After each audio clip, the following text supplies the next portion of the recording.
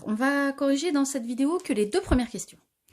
Donc, j'espère que tout le monde a bien compris l'énoncé. Cette transformation des températures en degrés Celsius à des températures en degrés Fahrenheit, elle est modélisée par cette fonction f, dont l'expression algébrique est f de x égale 1,8x plus 32.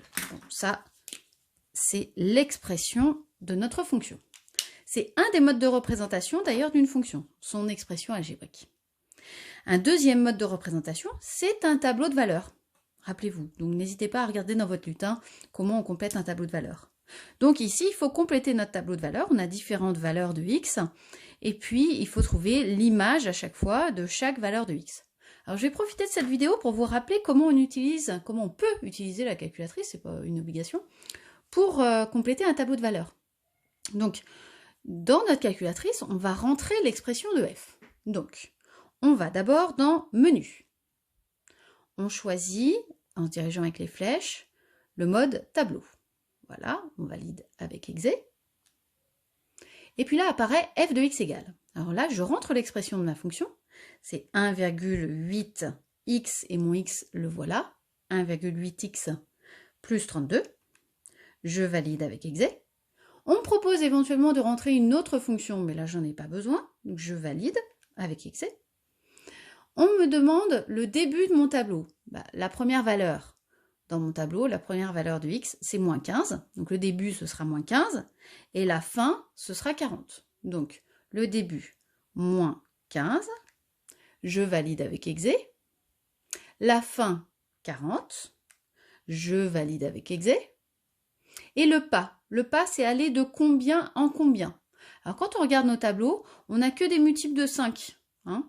Donc, on peut choisir comme pas d'aller de 5 en 5.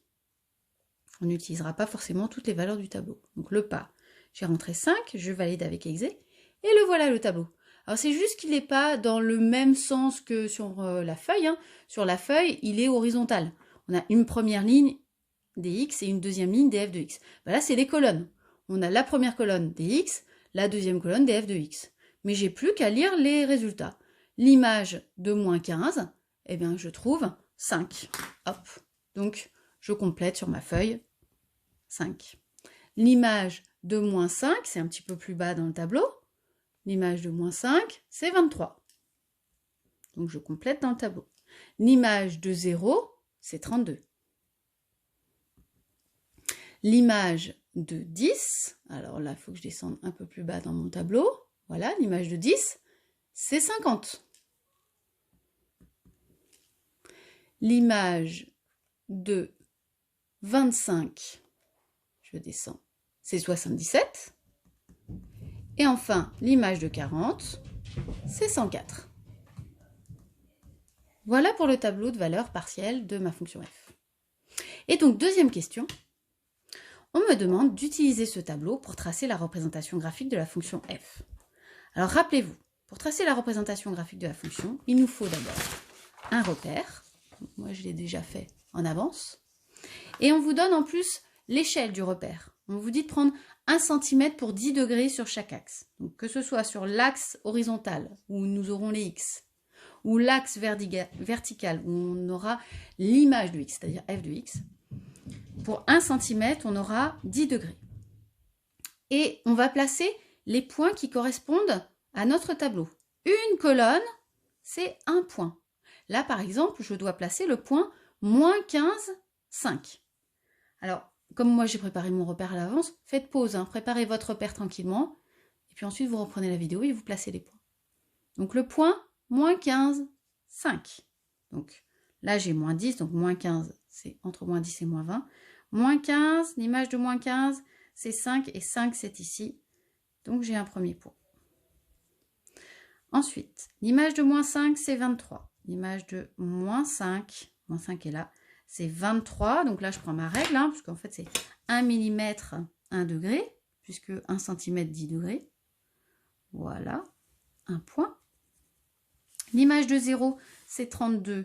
Là encore, je prends ma règle pour être bien précise, pour bien placer 32. Voilà, 32. L'image de 10, c'est 50.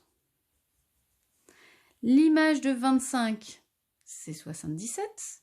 25 est là. Je monte jusqu'à 77. Là encore, je prends ma règle pour bien voir 77. Voilà. Et puis, il ne me reste plus que l'image de 40, qui est 104. 40, 104, donc 4 mm au-dessus. Pardon.